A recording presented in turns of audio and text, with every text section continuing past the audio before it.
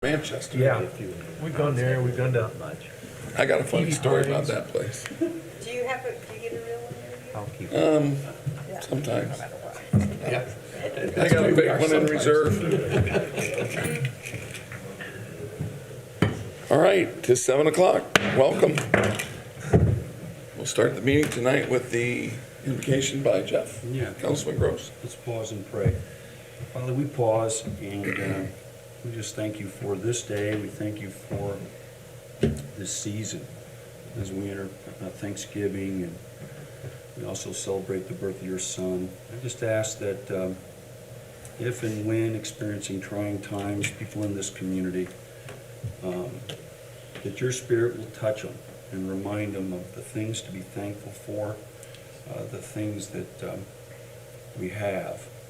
I just ask that tonight, as I work with this board, and what a privilege to serve with this board. I'm so thankful for each and every one of them. The almost 200 employees that work for the city. Just thankful for all of these things. I ask now, as we look at tonight's agenda, that we have sharp minds and humble hearts. It's in Christ's name I pray. Amen. Amen. I pledge allegiance to the flag of the United States of America and to the republic for which it stands, one nation, under God, indivisible, with liberty and justice for all.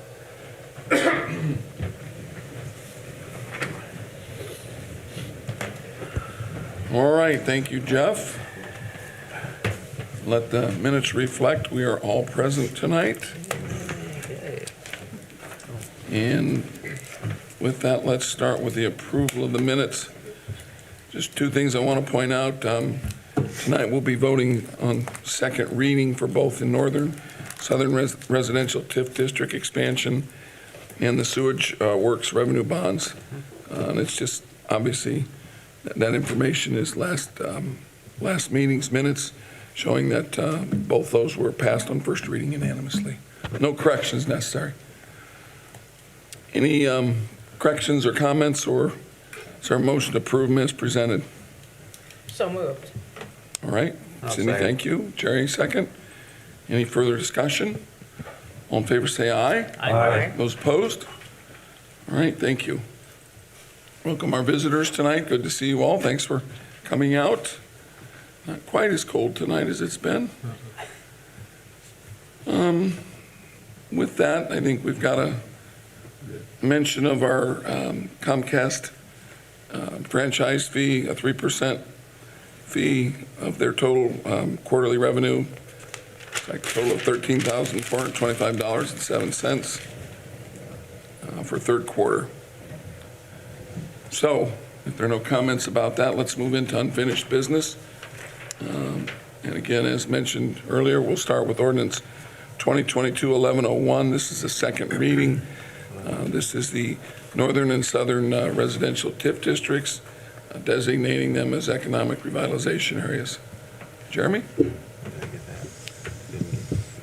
Pretty much nothing's changed since that time. We're still trying to move forward with this. There's still a few other meetings that would have to happen. There will be a resolution that'll come back before this council, basically approving what the Plan Commission has done. And then we have to meet with the school board and work with them in the process. So this is still kind of the first step, or your first step as a council in seeing this, is creating those designated areas. And then you'll see another resolution from the Plan Commission in the future. All right. Questions? I'd just like to say that the Plan Commission approved unanimously to send it back to the council for approval. All right.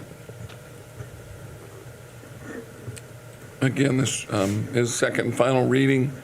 I guess Jeremy mentioned nothing's changed since last month. It did pass unanimously, so I'd ask for your final consideration tonight.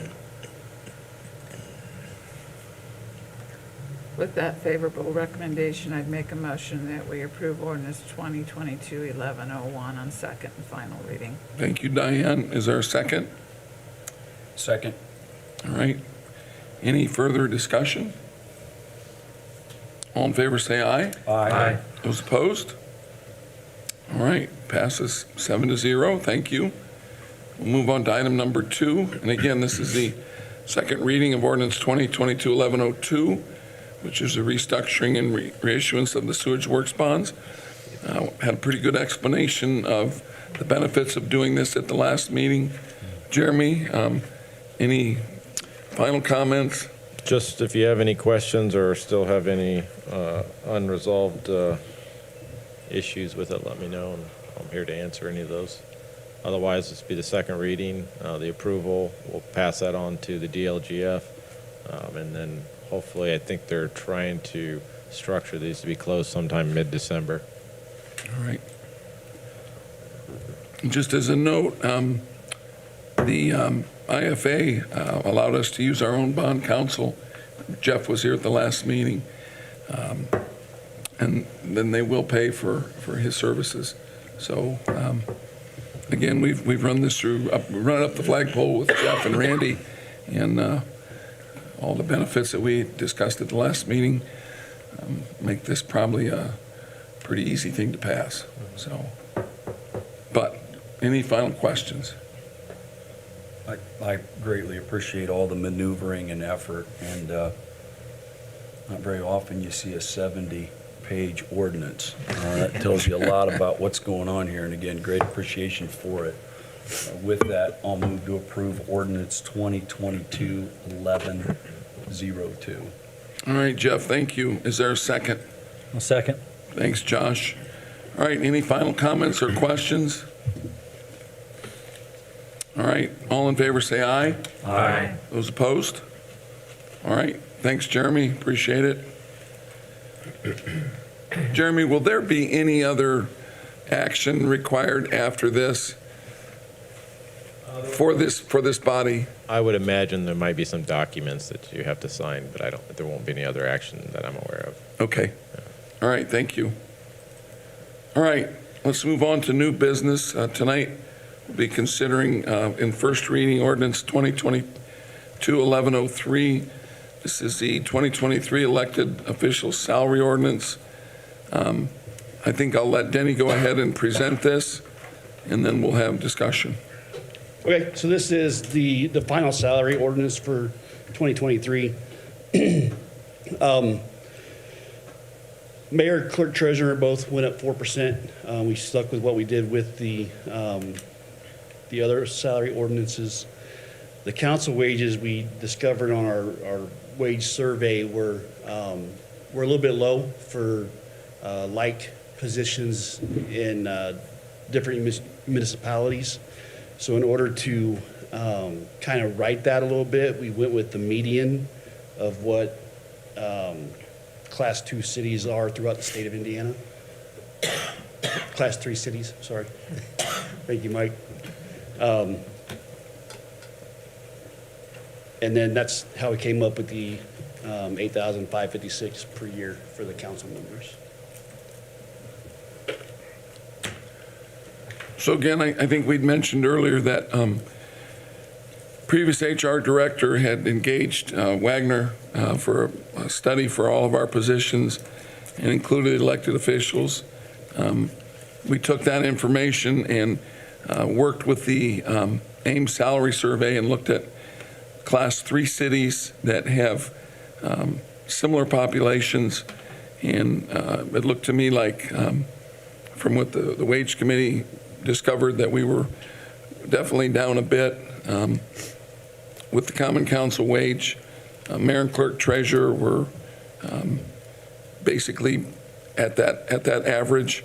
So again, we're here trying to make an adjustment that I think is probably overdue. I know you all work hard, and I think it's important that you be compensated basically to meet the demands of the work that you do. So with that, I know, Diane, I think you had some discussion with the wage committee. If there's anything you want to say, or if we just want to go ahead with it. Well, if you recall, we made a mid-year correction to all of the city employees that we found did not, meet that criteria. But with an elected official, you cannot do that in the middle of the year, so it can only be done when you're voting on a salary for the next year. So basically, this is now the part of that in which we would look at the council wage. Just a reminder that only part of that comes out of the general fund or the taxation fund. And so half of that for the common council comes out of the taxation, and then the other half comes out of fees for sewage and operating. And then the clerk treasurer is split 3 ways between the general fund, the sewage operating fund, the fire territory. And then the mayor is split the same as the council between the general fund and the sewage operating. And I have to say that we worked pretty hard on this. We had lots of discussion. We started off like this, maybe ended up more closely looking at, you know, what we thought would be a fair and just compensation. We looked at different possibilities of bringing that in, and in the end, because of the small amount that it ends up being, and not, you know, greatly affecting any taxes, we thought it would be good just to get us up to the same level that we put the rest of our city employees, and then go on from here. We have never done this before since I've been on the council. Jeff and Joe were on a little bit longer than I am, but we have never looked at council wages before. So this was in response to your request last year that we include that in the wage study, and that's where we came up with this at this point. We had done a very similar process every year since we had the wage committee looking at the clerks and the mayor's salaries, and we were spot on because obviously we ended up right where we needed to be, but the council, we had never done anything with that. So I think it's difficult. It's kind of hard to give yourself a raise, but there's not anybody else to do it. You know, it's kind of one of those odd things where if the council's going to have a just wage, it's up to us to establish that. And so that's why we come before you tonight with this proposal. I don't know if Jeff or Josh want to say anything. I'll jump in. Related to what the mayor and Diane have said, even though I'm not supporting the correction for council wages, here's what I will tell the board. A, I greatly appreciate the committee system that we have. Like Diane has said, this came from the council. Let's review these salaries. We looked at it as a committee. Our new HR director did an awesome job. I appreciated the discussion. This is not easy, what we did.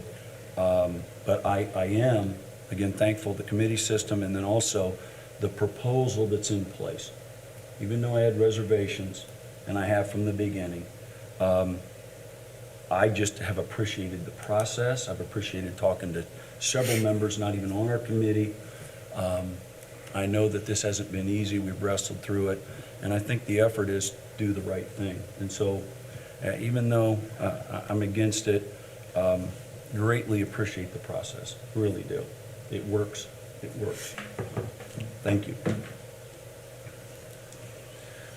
Yeah, I'll jump in as the third member on that committee. I would say, yeah, we definitely weren't on the same page when we got started, which is, I think, a good thing because it ends us up here where we are tonight. And you know, the biggest thing I'll say is just it really, for me, I was with Jeff for 95% of the conversation, and he and I kind of dug our heels in a little against Diane, but no, again, that was fun. It was good stuff, good. and I've actually come back on the other side now, and I think the biggest thing is it was. There's more consistency. So we gave a wage correction to everyone else in the city. We should therefore not give ourselves one at the same time. It's if you do something for one, excuse me, you should do it for the other side. And so after a lot of different conversations and a lot of, I guess a lot of just sitting and thinking about it, and then obviously Denny providing us with some additional data points, that really helped tremendously to, I think, get us where we needed to be, and quite frankly, I think it's a really good spot for us moving forward, so. Yeah, I agree. I think this was a data-driven study. Yeah. It was analytical. It's not just somebody saying, hey, it's our turn.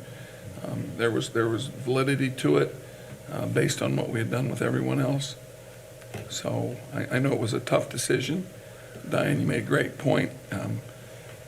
I'm looking at the bottom here that sets the wages for the elected officials and no one else. So, yeah, it's a little awkward, but it needs to be done. Anyone else?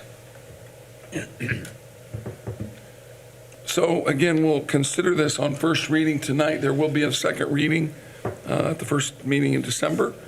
But Denny's here. He's done a lot of the work. Some of you that weren't on the wage committee, if you've got questions and like to vet them now, now's the right time to do it. If not, we'll entertain a motion to act on ordinance 2022-1103. I would ask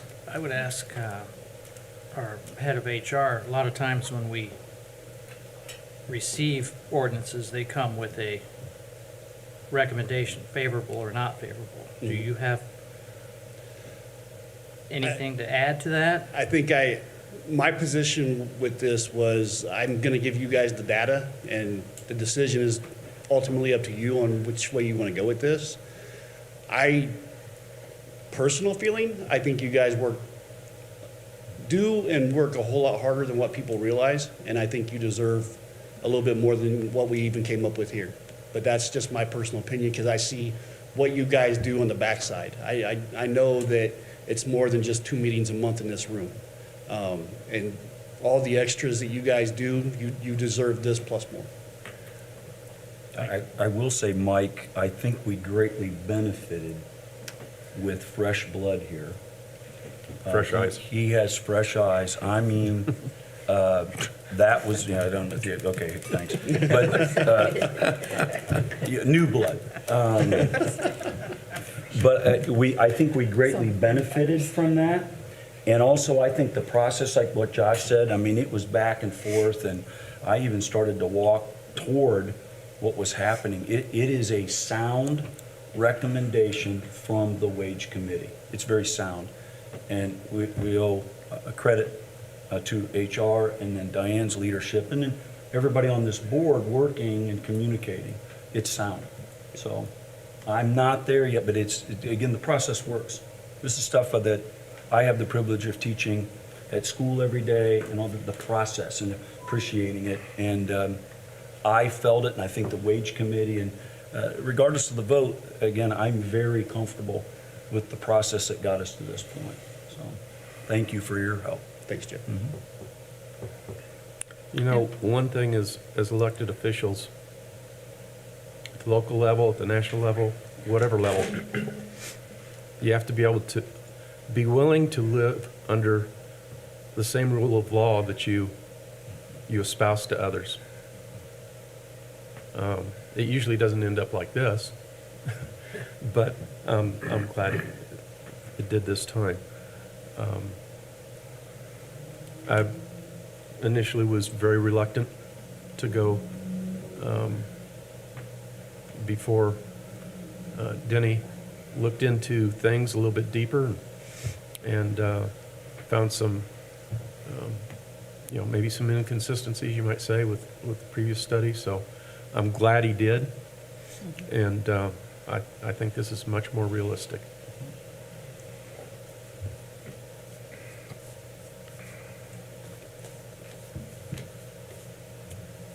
I guess the only other thing I would add in conclusion is that, yeah, we did have a wage committee of 3, but each one of you have been actively involved in this process. Each one of you have contacted one of us on the committee and, talked at length with us, and I appreciate that kind of involvement with the council. What I heard loud and clear was none of us do this for the money. And we know that this is a public service, and that is why we're here. And that just blessed me to hear that from it, out of every single person's mouth without any prompting. And then probably what made it even a little harder, to take this step was because we do all see this as, a servant leadership role. So I appreciate each and every one of you getting very involved with this and giving your input all along during this process. So I would like to make a motion that we pass ordinance 2022-1103 on first reading. All right, thank you, Diane. Is there a second? I'll second. Second, Josh, thank you. Any further comments or discussion before I take a vote? One last comment perhaps, and that is, we make a lot of hard decisions. This is one of those decisions. It could be misconstrued by some, but we do this, we've done it consistently throughout the city, and this process has taken us years. When we started working with the Wagner numbers, the study, taking into consideration all employees in the city, and including other elected officials. And this is kind of the end of the story, or the end of that process. And we do this in part not for ourselves, but we've had instances in the past where we've had employees that were being consistently, year after year, underpaid, and the process that we were using was not analytically driven, numbers driven. It was just, we would pick a number, a percentage, and we're just going to give a raise to keep everything even for everybody. So what we've done is break away from that tradition, and we end up here at the end of the train, so to speak, having to do it for ourselves. And the one thing I think that's really important for this board, the public, and everybody to understand is it's the position. It's not me, it's not her, it's not him. It's the position that we're laying the foundation for here. So I'm really thankful for the board. I know, they thought they had it and they didn't have it, and they went back to the drawing board and they've come back again. So they spent a lot of time doing it. So I really appreciate the work and the time that it took, and the conversations that we all had, because we all were part of that process. So I think it's the right thing to do, and again, it's not for us, it's for future councils going forward. We're finally where we should be, or where this board should be, this chair should be. So, thank you. All right, there's a motion on the floor. It's been seconded. Any final comments? All right, again, on first reading, all in favor say aye. Aye. Those opposed? No. Passes 6-1 on first reading. And we'll consider ordinance 2022-1103 on second reading at the first meeting in December. Thanks, Denny. All right. Dustin, we've got another 2 transfer resolutions, 2022-1103, 2022-1104. Basically, we're making transfers out of the street department budget as well as the CCD.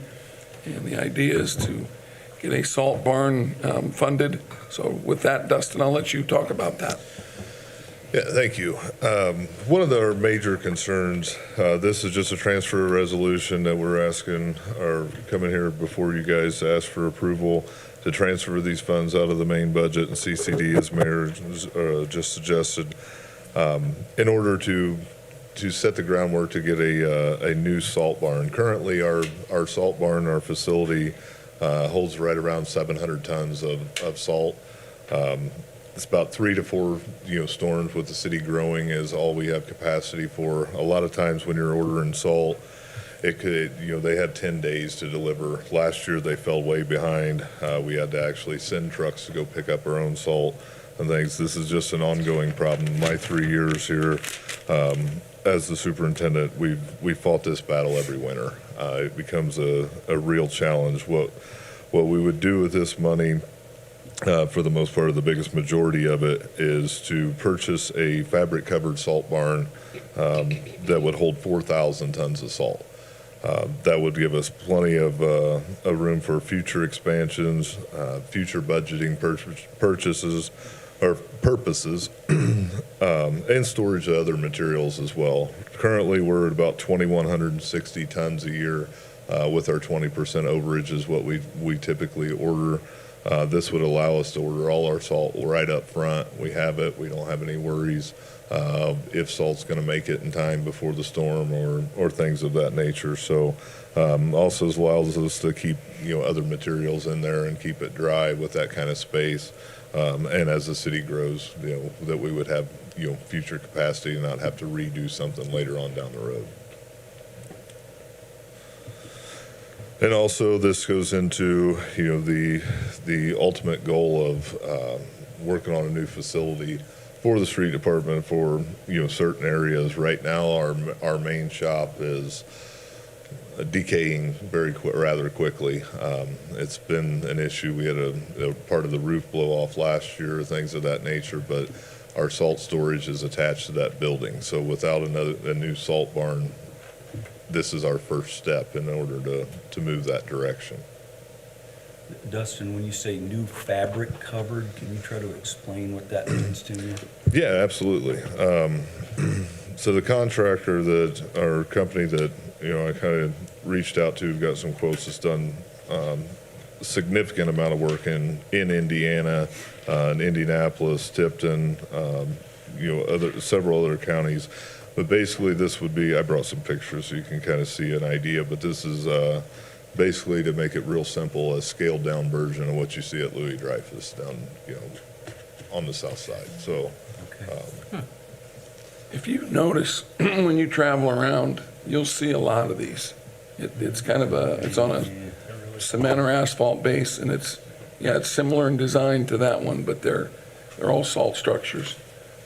I'd add to what Dustin said. We've been working with an architect and going to engage an engineer to work with the city to redo the street department. And this was one of the items, so we'd be getting really a head start on that process. And also, I think buying it in today's dollars and keeping the cost down makes perfect sense to go ahead with this, given the current condition we're at now. Okay. I assume we're going to set it where it needs to be. correct. What we have envisioned working with the architect, as Mayor Joe was just explaining, was kind of a split campus with where we're at currently and across the creek where we store all our materials. So the salt barn, right there where we're at, is a little bit of a challenge with the floodplain and with the 10-year and the 100-year, but we have a spot picked out. We've had, a contractor come out for the preparation and kind of give us an idea, an estimate on what it would take to get the ground ready, which was extremely reasonable. It was under $10,000 for one of the estimates there.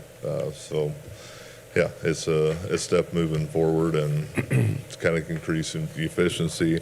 Right now, what we try to do is, with our salt orders and stuff, is carry over money out of this year's budget into next year's winter to purchase salt and things of that nature. So this would allow us, if we get a mild winter, which I'm hoping we do, but it's not started off that way as of yet for November, but that we have that capacity. If salt is cheaper, this and that, we can up our order, and we have plenty of storage room. So aside from the facility, what we're trying to do tonight is transfer money from certain areas in the budget into an area that allows us to do this Do you want to talk just a little bit about that?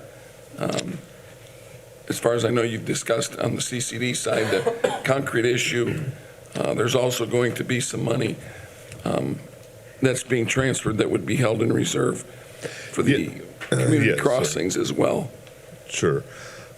So with this is transferring out of the street salaries budget. We've been a couple people down floating back and forth as I think everybody in business or every job, regardless of what genre here, lately has had that struggle. So 171,000 coming out of street salaries. FICA and Medicare was 19,000, PERF 13,000, and health insurance 48,000. Asking to transfer that into the street capital outlays, and then also $48,000 of that would go into a 360 account, which would be just used as far as our Hodges Phase 2 project with community crossings that we have going on right now. That project was significantly over what the original engineer estimate was starting out. So that's just a little bit of a cushion there in case we have some change orders and different things that arise to help us out. We were able to scrounge the money up and kind of shift gears on a few different things to keep that project going. I know it was very important to that neighborhood and very important as we had the Community Crossings grant to keep that project alive and keep it moving forward instead of having to take the chance of rebidding it out and it coming back even higher. The CCD fund, that money, there's $70,000 out of the CCD fund that we're asking to transfer. Right now, we've had a big struggle with concrete, with getting powder. They've had a huge shortage there. Most times they're coaching us to make sure we have an entire truck order and things of that nature, which a lot of our jobs are maintenance jobs, and you're not using an entire 10 cubic yard truck. So concrete, I think we've had 4 increases on price throughout the year. So this money is just getting transferred or asked to be transferred out of there to help do something that's going to be a little bit more of a positive effect right off the bat. So the first resolution is for a total of $251,000. $203,000 of that will go to the salt barn, and the $48,000 will go to Hodges Addition overages for the community crossings for a total of $251,000. As Dustin mentioned, $70,000 will be coming out of CCD. That money is being transferred.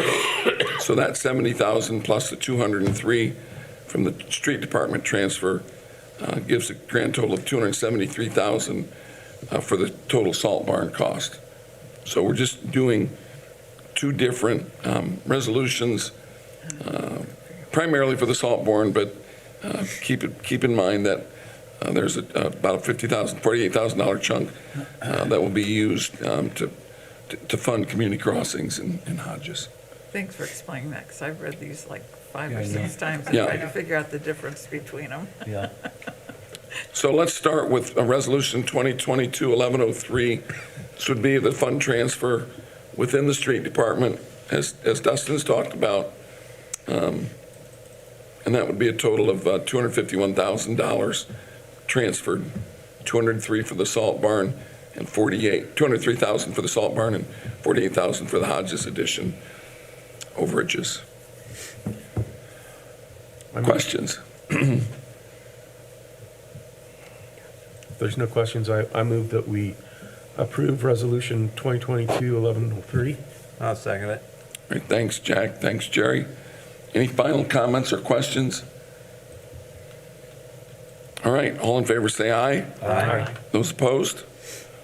All right, passes unanimously.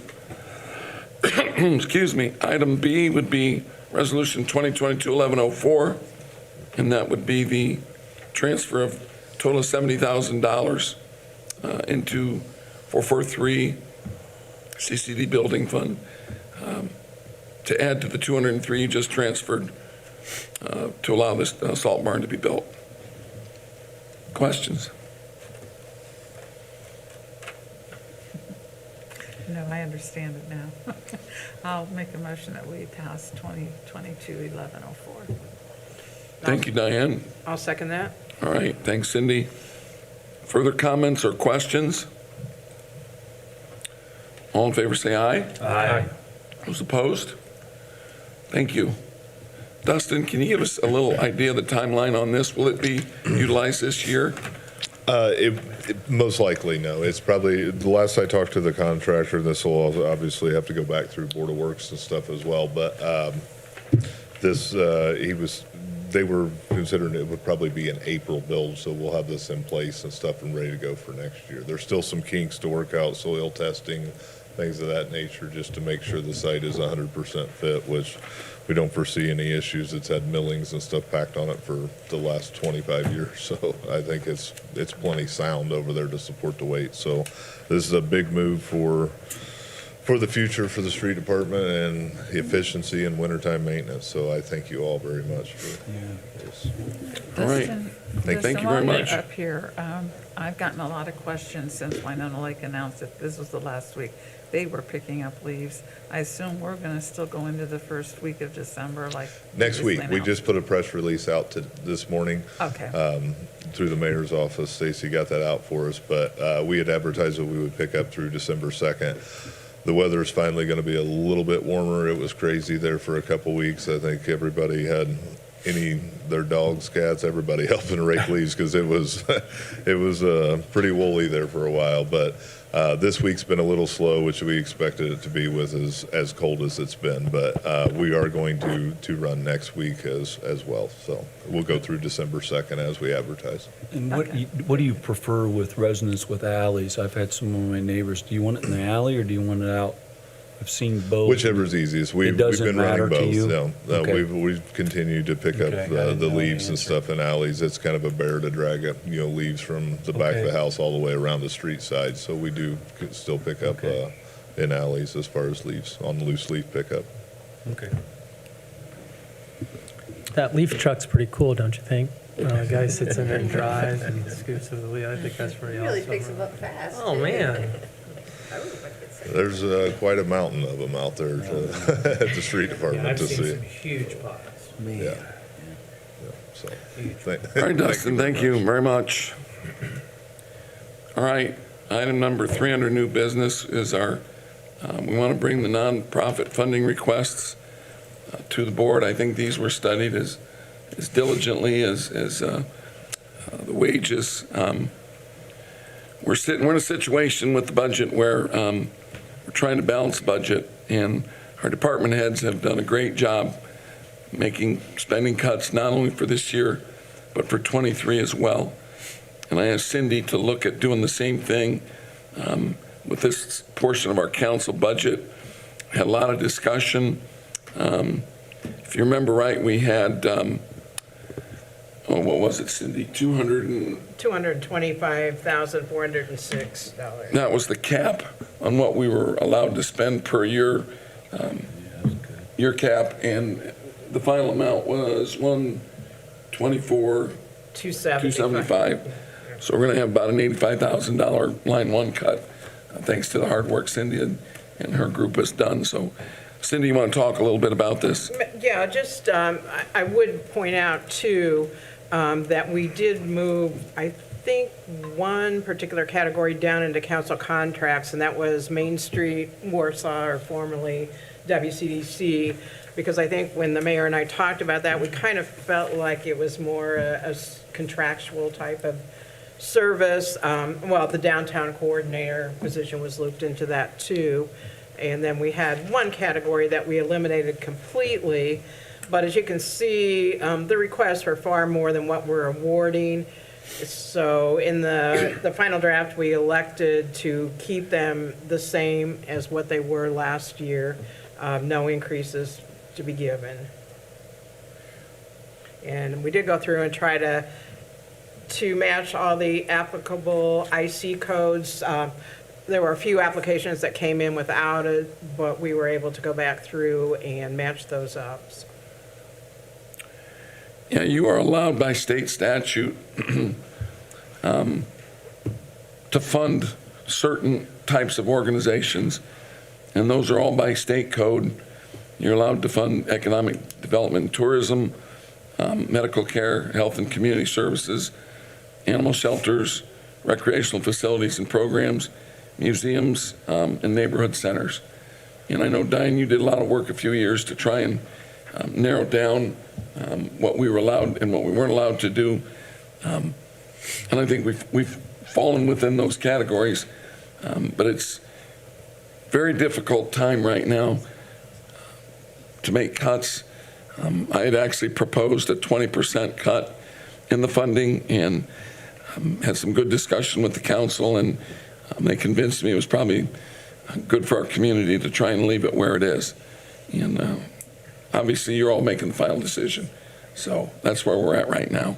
But I know Cindy did a lot of work, and this is ongoing. The next step is to look at some of our ARPA funds that we've pledged to non-for-profits and to sit down and look at maybe there's some gaps we can fill there. So.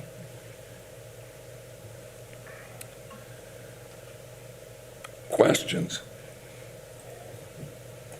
Those amounts are listed, as you can see, in the attachment to board pack. And again, this year's funding would just carry over to next year, that amount. We did not require a CABS match this year, and home of your own repairs did not require any funding this year either. And that helped, obviously.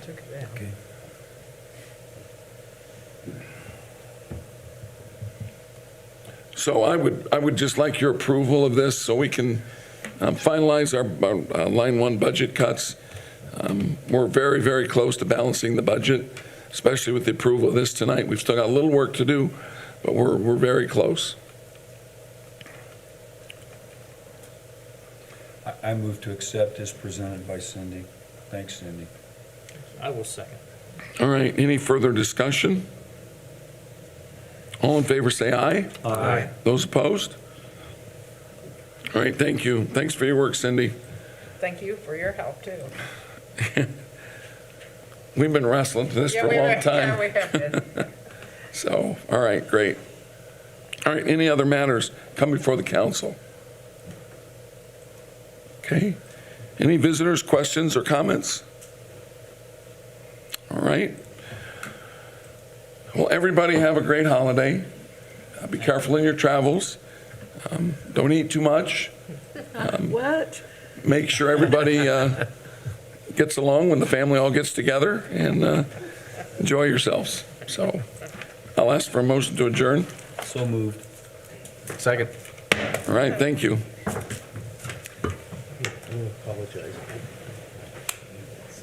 You were on it, so, huh? All good. Everybody, 17 of them. We're all going to Melissa's, so that's. Oh, you're kidding.